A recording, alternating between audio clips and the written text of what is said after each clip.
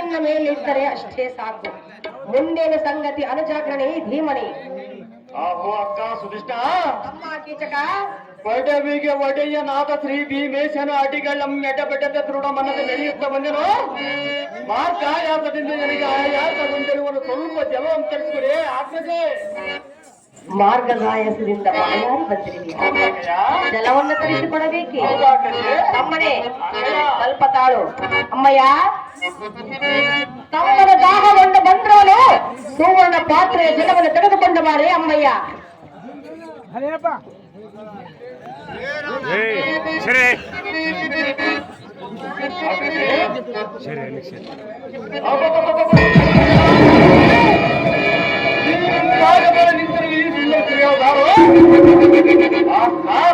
ಕೊಟ್ಟೆ ನೀರನ್ನು ಕುಡಿದರು ಎನ್ನ ದಾಹವು ಹಿಂಗಲೆಲ್ಲ. ರತಿ ದೇವಿಗೆ ಓರ್ವ ಈ ಜಡಜಾಕ್ಷಿ ಮೋಹವನ್ನ ಪಾಠಕ್ಕೆ ಸಿಲುಕಿ ಎನ್ನ ದೇಹವು ಕಲ್ಲರಿಸಲ್ಪಟ್ಟಿದೆ. ಹೌದೇ, ಈ ಅಂಗನ ಮಣಿಯಳು ರೂಪಕ್ಕೆ ಮರಿ ಮೀನುಗಳ ಕಡೆಗೆ ಬರಲಾರದೆ ನೀರಿನಲ್ಲಿ ಜೈಂಕಾರ ಎಸಗಿದವು. ನಿನ್ನ ವಾಂಭಾಗದಲ್ಲಿರುವ ಸ್ತ್ರೀಯರ ಮಧ್ಯದವಳು ರೋಹಿಣಿಯಂತೆ ಪ್ರಚಲಿಸುವ ಈ ಸುಂದರ ಸ್ತ್ರೀಯ ಜಾಗೃತಿಯಿಂದ ಬೇಳ ಕಂಡಿಯಾ? ಆದರೆ ಇವಳು ಯಾರೆಂದು ಹೇಳಬೇಕು. ಹೌದಕ್ಕಯ್ಯ, ತಿಳಿದುಕೊಂಡು ಏನು ಮಾಡಿವೆ? ಈ ಸ್ತ್ರೀಯ ಈ ಸ್ತ್ರೀಯ ವಿಚಾರ ನಿಮಗೆ ಬೇಕಾಗಿರೋದು. ಹೌದಕ್ಕ, ಅದಕ್ಕಾಗಿ ಇವಳು ವಿಚಾರನ್ನು ಕೇಳುತ್ತಿರುವೆ. ಹೌದಕ್ಕಯ್ಯ, ಹೇಳಬೇಕೆ? ಹೇಳಬೇಕಕ್ಕಯ್ಯ. ಹೇಳುವೆಯ?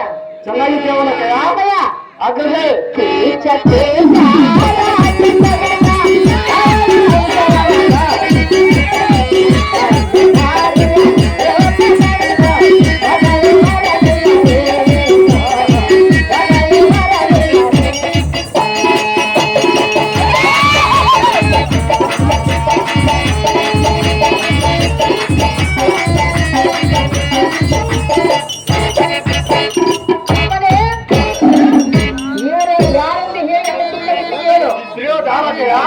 ಸಂತೋಷ ಪಡು. ಸಂತೋಷ ಪಡೋಣ ಅಕ್ಕಜೆ. ಅದೇ ಚೆನ್ನಾಗಿ ಹೇಳಕ್ಕಯ್ಯ.